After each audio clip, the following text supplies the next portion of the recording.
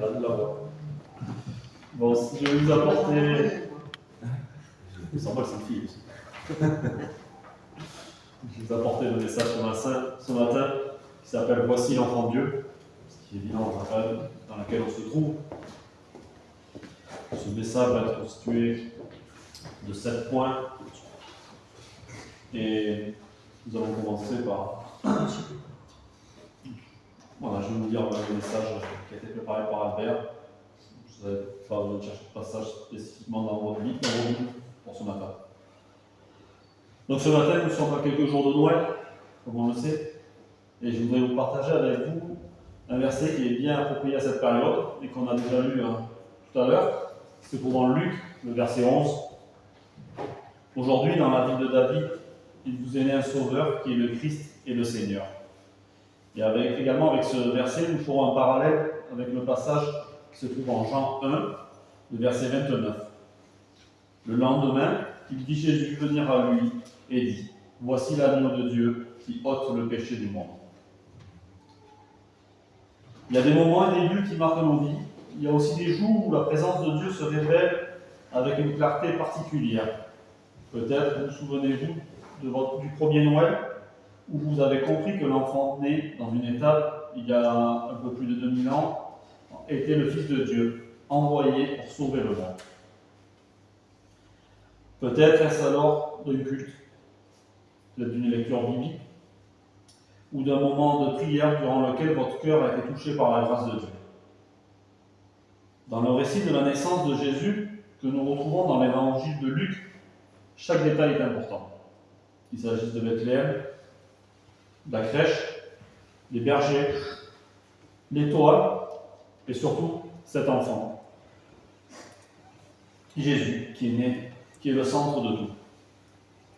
Comme Jean-Baptiste a proclamé, voici l'agneau de Dieu, nous pouvons à notre tour dire aujourd'hui, voici le sauveur du monde. Dans un premier point, on va détailler un message de joie et d'espérance.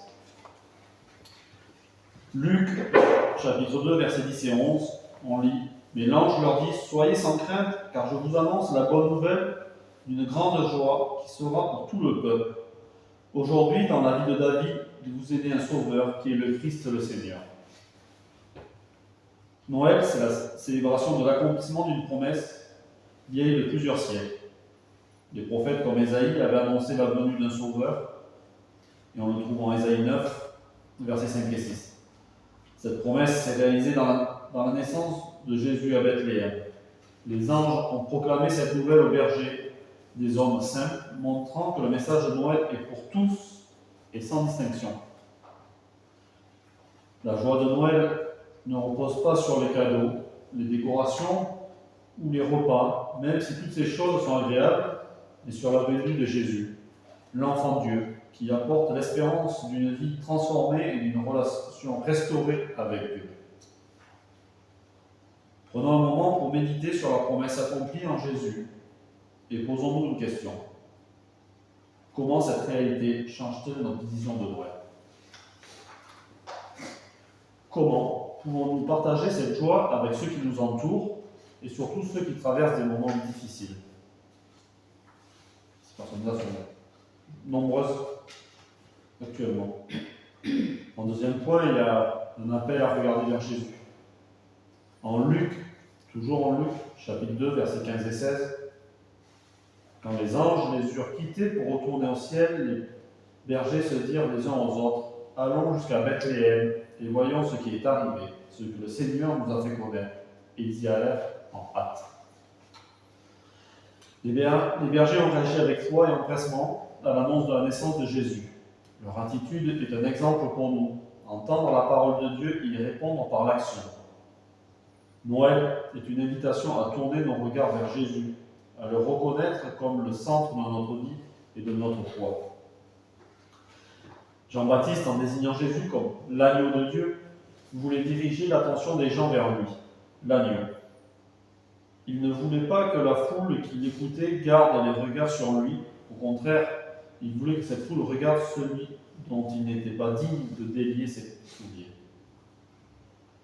De même, Noël nous rappelle que Jésus, doit être au centre de notre célébration. Regarder vers lui, c'est reconnaître qu'il est la source de notre salut et de notre paix. Troisième point, un message qui transforme. Et ça, c'est encore en Luc 2, versets 17 et 18. Après l'avoir vu, ils racontèrent ce qui leur avait été dit au sujet de ce petit enfant. Tous ceux qui les entendirent furent dans l'étonnement de ce que leur disaient les bergers. Les bergers ne sont pas restés silencieux après avoir vu Jésus. Ils ont partagé leur expérience avec tous ceux qu'ils ont rencontrés. Leur témoignage a semé l'émerveillement et la réflexion chez eux, qui les écoutaient. De même, Jean-Baptiste a conduit ses disciples vers Jésus, leur montrant qu'il est le Messie attendu. Nous devrions à notre tour conduire les pécheurs vers celui qui est venu donner sa vie en rançon. Noël est une opportunité pour nous de témoigner notre foi. Notre joie et notre présence en Jésus doivent être contagieuses, que ce soit par nos paroles, nos actions ou nos attitudes. Nous pouvons conduire les autres à découvrir le Seigneur et le Sauveur. Et à qui pouvons-nous partager le message de Noël cette année? Un voisin, un collègue, peut-être même un membre de notre famille. Quatrième point, la vraie signification de Noël. Comme je disais tout à l'heure, en Jean 1, verset 29. Le lendemain, Jean vit Jésus venant à lui et dit « Voici l'agneau de Dieu qui ôte le péché du monde. » Noël n'est pas seulement une fête traditionnelle ou commerciale, c'est le rappel que Dieu s'est fait homme pour nous sauver. Jésus, l'agneau de Dieu, est venu pour ôter le péché du monde et nous offrir une vie nouvelle. Comme Jean-Baptiste l'a proclamé, nous sommes appelés à reconnaître en Jésus le Sauveur et à lui confier nos vies. La vraie signification de Noël se trouve dans la personne de Jésus. Il est le don ultime de Dieu. Accepter ce don, c'est reconnaître notre besoin de salut et placer notre foi en lui. Alors posons-nous la question de savoir si Noël est-il pour nous une simple tradition, une célébration dans notre relation avec Jésus. Comment pouvons-nous vivre Noël de manière à honorer Jésus et à approfondir notre engagement à le suivre? Cinquième point, Noël, un temps de réconciliation et de paix. Et je pense qu'on en a besoin en ce moment.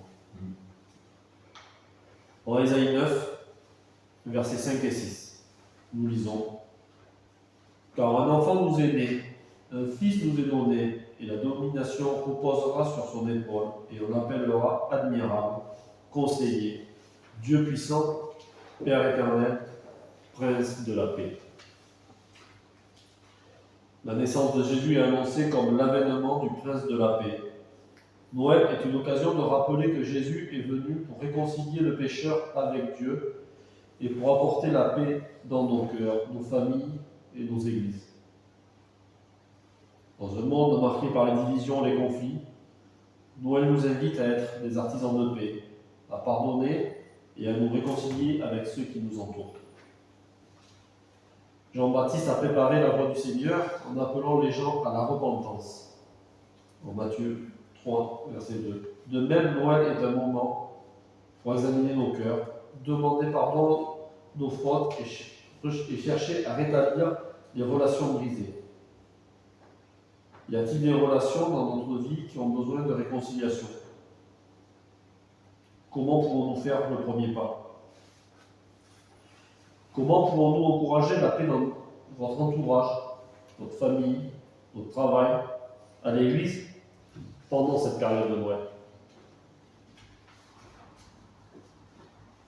Sixième point, Noël est une célébration de la lumière dans les ténèbres. Jean, chapitre 1, versets 4 et 5. Jean, chapitre 1, versets 4 et 5. On lit. En lui était la vie, et la vie était la lumière des hommes. La lumière, lui, dans les ténèbres, et les ténèbres ne l'ont point reçu. Jésus est décrit comme la lumière du monde. Sa naissance est une Sa naissance est une lumière qui perce les ténèbres du péché, de la souffrance et de la désolation. Les bergers ont vu cette lumière dans la crèche et les mages ont été guidés par une étoile jusqu'à Jésus. Noël nous rappelle que, même dans les moments les plus sombres de notre vie, Jésus est présent pour nous éclairer et nous guider. Jean-Baptiste a témoigné de cette lumière en disant « Voici l'agneau de Dieu ». Nous aussi, nous sommes appelés à être des porteurs de lumière, à refléter l'amour et l'espérance de Jésus dans un monde qui en a tant besoin. Enfin, le dernier point, le 7e, Noël, un engagement à suivre Jésus toute l'année. Matthieu, chapitre 2, verset 11. Ils entrèrent dans la maison, virent le petit enfant avec Marie, sa mère, se prosternèrent et l'adorèrent. Ils ouvrirent ensuite leur trésor et lui offrirent en présent de l'or, de l'encens et de la myrrhe. Les mages n'ont pas seulement adoré Jésus avec les lèvres, ils lui ont aussi offert des présents symboliques. L'or, qui est la reconnaissance de sa royauté, l'encens, la reconnaissance de sa divinité, et la myrrhe, la reconnaissance de son sacrifice futur. Leur adoration était suivie d'un engagement concret. Noël ne doit pas se limiter à une célébration ponctuelle. Comme Jean-Baptiste a conduit ses disciples à suivre Jésus, nous sommes appelés à vivre notre foi au quotidien. Noël est un point de départ pour renouveler notre engagement à suivre Jésus, à lui offrir notre vie et à le servir dans tout ce que nous faisons. En conclusion ce matin, Noël, c'est la réconciliation, la lumière et l'engagement. Que cette période soit pour nous un temps de renouveau spirituel, de partage et d'engagement à vivre pleinement la lumière et la paix de Jésus-Christ. Non seulement pendant les fêtes, mais bel et bien tout au long de l'année. Je vous remercie de votre présence ce matin avec votre comité. Nous allons terminer avec le dernier chant ce matin. Ça s'appelle « Viens m'apprendre à t'aimer ». Je pense que tu peux passer le sport. Je sais pas si la vidéo va arrêter. Et ça va venir vous aider.